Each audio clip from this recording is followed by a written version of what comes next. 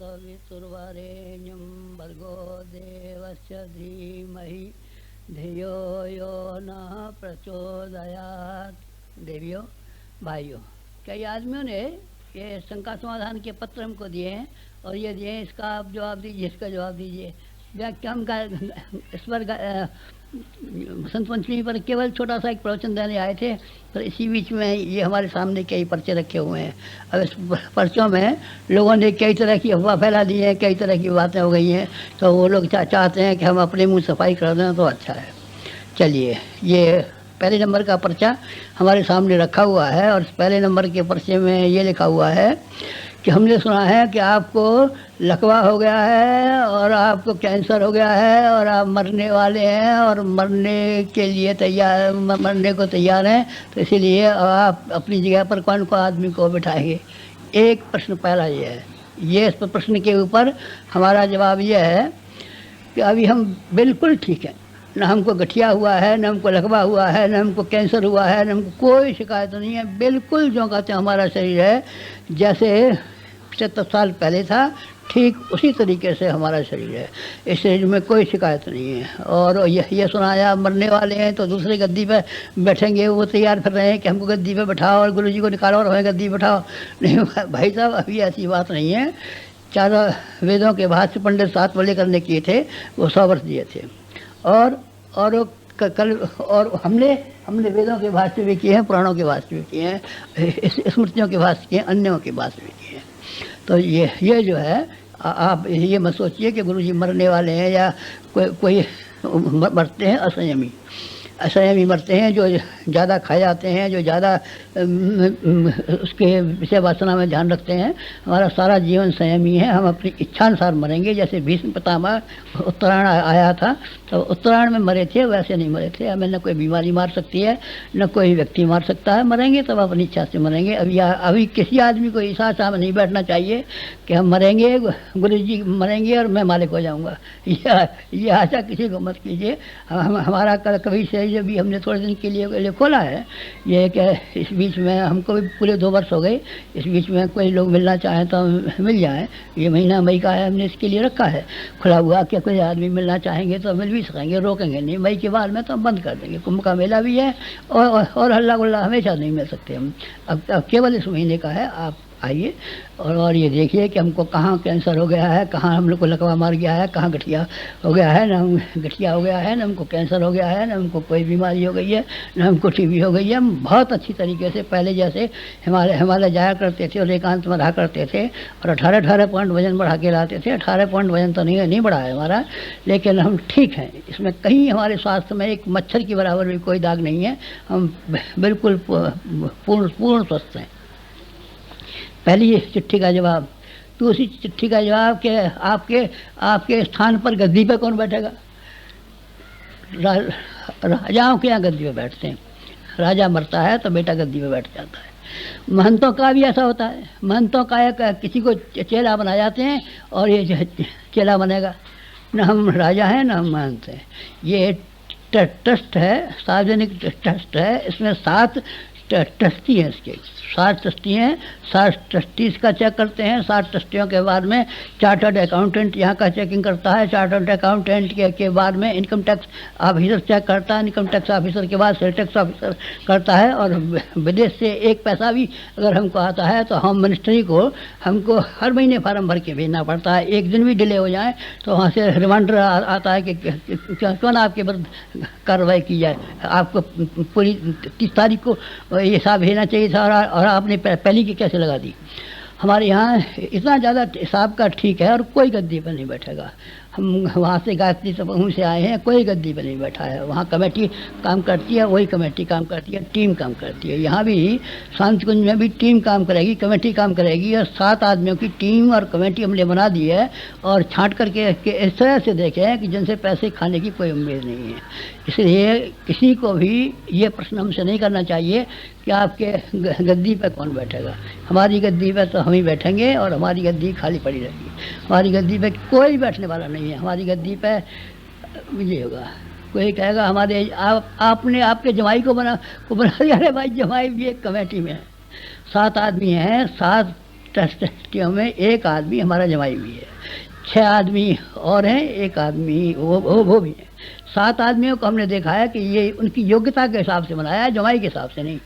योग्यता के हिसाब से, सेवा के हिसाब से, उनके कार्यों के हिसाब से, उनके गुणों के हिसाब से यहाँ भी हमारे कार्य में मदद करते हैं। इसलिए हमारी सब बातें उनको जानकारी है। हमारे पीछे जब नहीं रहेंगे तो अभी कोई बात पूछताछ करनी पड़ी। गुरु जी जब एकांत में रहते थे, साधना करते थे तो क्या कहते थे, तो वो कुछ जवाब भी दे सकेंगे। बाकी लोगों को तो नहीं मालूम है। माता जी के बारे में और इनके बारे में जवाब दे सकते हैं। 7 आदमियों की कमेटी है, इसलिए किसी को भी ये आशा नहीं करनी चाहिए कि गुरु जी की गद्दी पर मैं बैठूंगा, कि ये बैठूंगा, कि ये करूंगा, कि ये करूंगा। सुना है हमने, ऐसा आप किसी ने लिख के दिया है। जिस किसी ने लिख के दिया है उनको ये वहम अपने दिमाग में से निकाल देना चाहिए कि कोई बनेगा। और किसी का ये ख्याल हो कि ये गुरु जी नहीं रहेंगे तो कमज़ोर हो जाएगा, ये ख्याल आप मन में से निकाल दीजिए।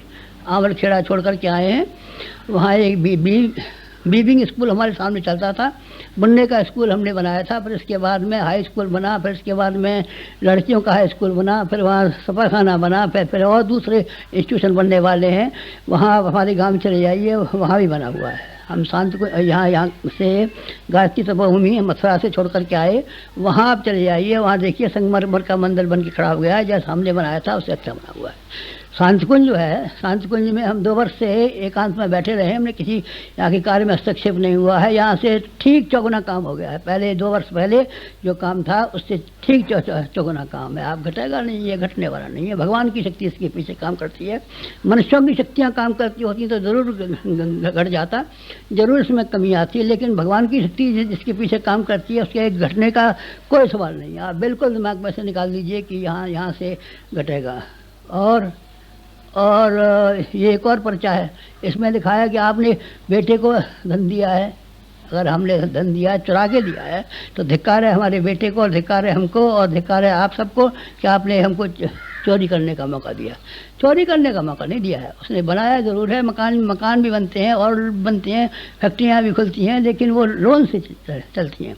उसने गायत्री उसका अखंड ज्योति कार्यालय का एक ये बनाया है, कुछ मशीनें भी ली हैं, वो सब बैंकों का रुपया है और उसके रिश्तेदारों का रुपया है। ये इधर का उधर का सामान लेता रहता है, 2 महीने बाद चुकाया, फिर उसको 2 महीने बाद दे दिया, फिर उसको 2 महीने बाद चुकाया, ऐसे वो हेरा फेरी करता रहता है। वहाँ का है, यहाँ की एक कानी कौड़ी भी नहीं है, न हमने आज तक एक पैसा चुराया और न हम चुराएंगे।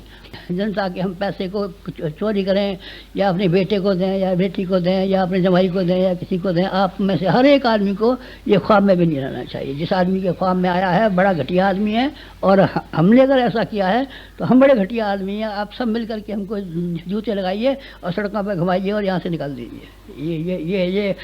ये लांछन हम लगने देंगे, और न किसी ने लगाया और न कभी लगेगा हमारे ऊपर। जो हमारा जीवात्मा साफ है तो ये कैसे लगेगा। 3 सवाल ये आ गए।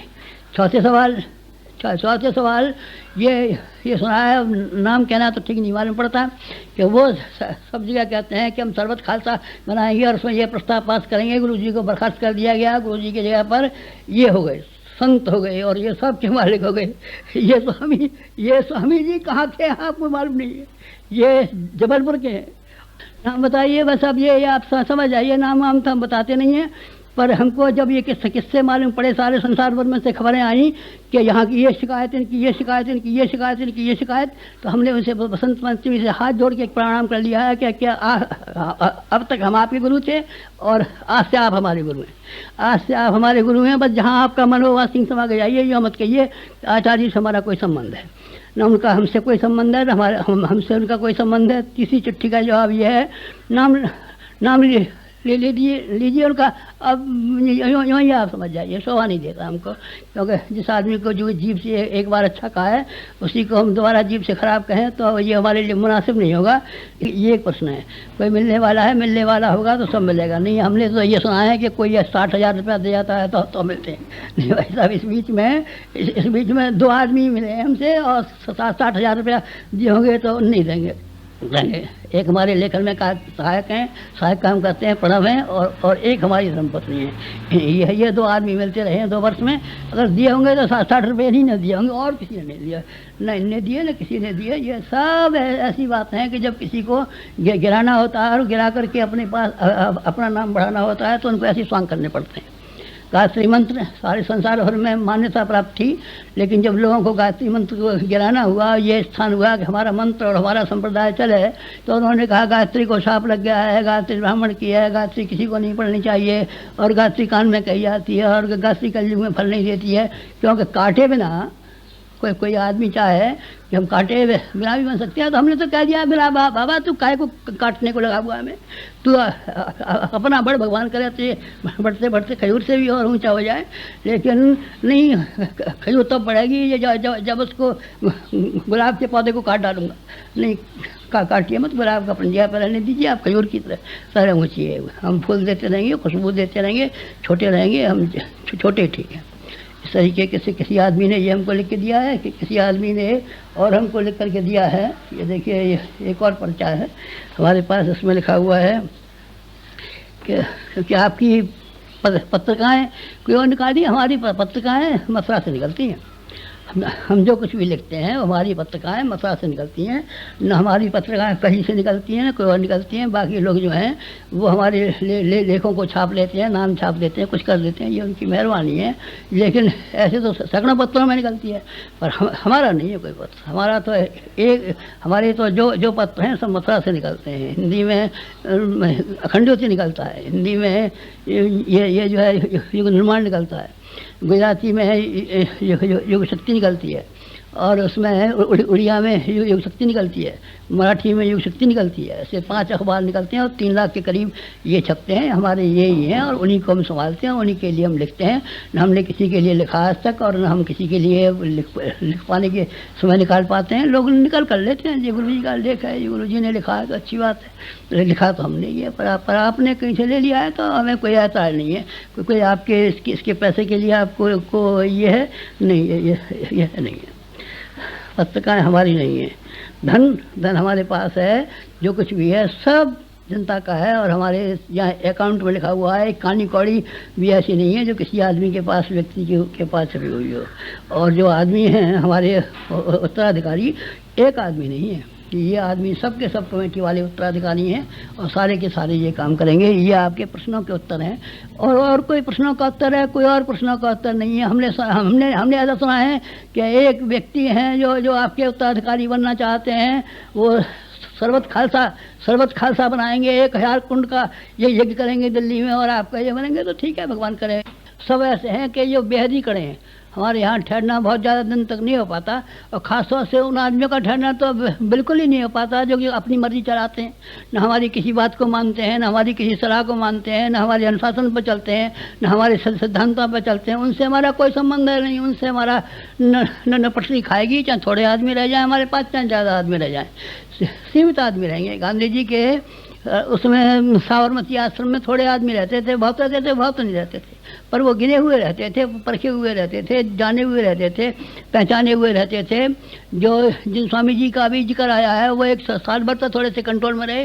साल भर बाद उन्होंने हमारे जितने भी कड़ाइयाँ थी, डिसिप्लिन थे, जितने नियम थे, हिसाब का इनका जो कोई भी कहीं से मिले लाइए पैसा, यहाँ उसको जमा कर तो कीजिए, जो जिसकी जी आता है सो करता। हमसे कोई पूछता है? बिल्कुल नहीं पूछता। हम तो ऐसे समझिए कि हमसे दूध में से मक्खी की तरीके से हमको निकाल के फेंक दिया गया है।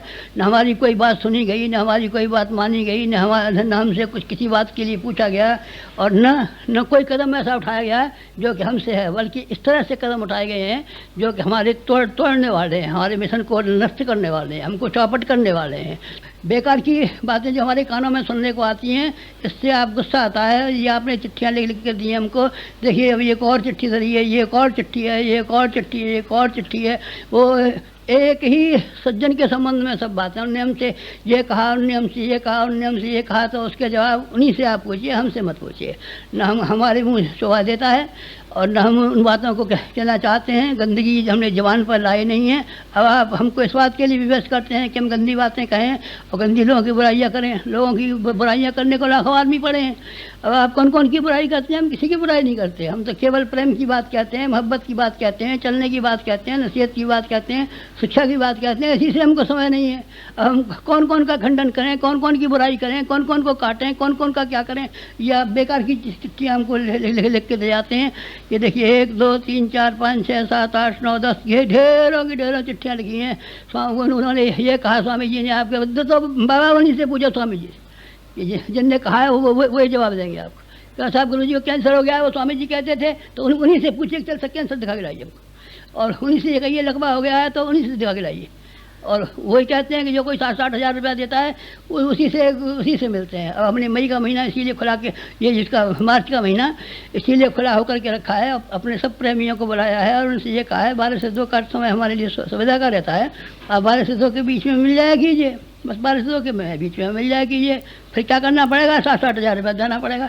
60 हज़ार रुपया तो फिर 60 हज़ार अभी तो नहीं कर रहे थे बेटा, हमेशा नहीं किया हमने। हमारे यहाँ गरीब से गरीब आया है, छोटे से छोटा आया है, कमज़ोर से कमज़ोर आया है, मारने वाला आया है, चाकू भोंकने वाला आया है, हमारे यहाँ सब आदमी आए हैं और सबके लिए खुला है दरबार, और हमेशा ही खुला रहेगा। गरीब से गरीब के लिए खुला है, अमीर से अमीर के लिए खुला है। किसी आदमी ने जो ये कहा है आपसे क्या गुरु जी रुपया लेकर के तो मिलते हैं, तो धिक्कार है ऐसे कहने वाले को और ऐसे सुनने वाले को। उसने सुन लिया, सुना कैसे, उसको पढ़ क्या नहीं लिया उसका मुँह कि 60 हज़ार लिया तो चल बेईमान कहीं का। इस तरीके से ये जो बातें हैं, ये शंका समाधान की बातें बेकार की आपने लिख करके दे दी हैं और ये कर दी हैं, इससे हमारा कोई संबंध नहीं है। और उनको गुरु जी को हमने बसंत पंचमी के दिन बहुत बहुत दंडवत किया है, बहुत बहुत नमस्कार किया है कि अब तक की आपकी कृपा है, बहुत है, बस अब आप अपनी कृपा को उठा ले जाइए। अब आप किसी को निहाल कीजिए, आप किसी को आशीर्वाद दीजिए, किसी को चेला बनाइए और किसी पर टीवी पे बोलिए, किसी पर रेडियो पे बोलिए, जो आपको दिखे सो कीजिए, पर हमारा नाम मत लीजिए। हमसे कोई आपका संबंध, हमसे बिल्कुल संबंध नहीं, हमने एकदम संबंध विच्छेद कर दिया है। बस ये जो चिट्ठियाँ हैं जिसको प्रश्नोत्तरी कहते हैं, बस ये है शंका समाधान की, इसमें कोई शंका नहीं है, न कोई समाधान है, बेकार की बातें हैं जिसका न कोई टांग है, न कोई पूँछ है, न कोई इसका सिर है, न कोई वजूद है, न कोई बात है। ये इस तरह की बातें हैं जैसे सड़क पर खड़े होकर के घटिया आदमी पागल आदमी बेकार की बात बकते रहते हैं। इसमें सच्चाई का कहीं नाम निशान भी नहीं है, नाम निशान भी नहीं है। अगर कोई नाम निशान हो तो आप आइए, हम स्वागत करते हैं आपका। ये मार्च का महीना खुला रहेगा हमारे लिए, मार्च के महीने में आइए, आपको जो वैसा आप दिखाई पड़ता हो वही खाते आप हमारे चेक कीजिए, हमारी चीज़ें चेक कीजिए, हमको चेक कीजिए, हर बात को पता लगाइए ताकि किसी आदमी को उंगली उठाने का मौका न मिले। जिसकी उंगली उठाए उसको ठिकाने लगा दिया जाए। बस और कुछ कहना है आपको? और तो कुछ कहना नहीं है, बस यही बात थी। काम का हमारा आधा घंटा ये और आपने ख़राब कर लिया।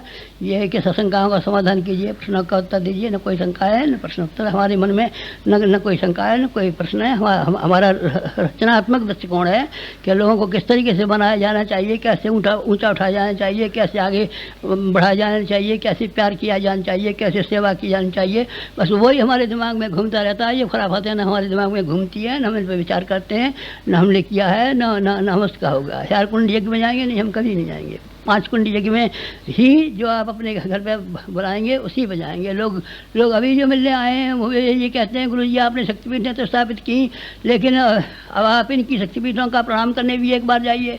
अभी तो हमने विचार नहीं किया, पर अगर संभव हुआ तो अगले वर्ष, इस वर्ष तो नहीं, अगले वर्ष होगा तो जिन शक्तिपीठों को हमने स्थापित किया, जिन शाखाओं को हमने पेड़ पौधों को स्थापित किया है, उनको फिर एक बार चक्कर भी लगा सकते हैं, जिससे कि आपको मालूम पड़ जाए कि न इनको कैंसर है, न इनको टीवी है, न इनको कुछ है, न ये मरने वाले हैं और न इनकी जगह पे गद्दी पे बैठाने वाले हैं। हमारी गद्दी पे भगवान बैठेगा और हम भगवान की गद्दी पे बैठे और हमारी गद्दी पे भगवान भी बैठेगा। आप सब लोग विश्वास रखिए। इतना ही कहना था, बात समाप्त हो गई।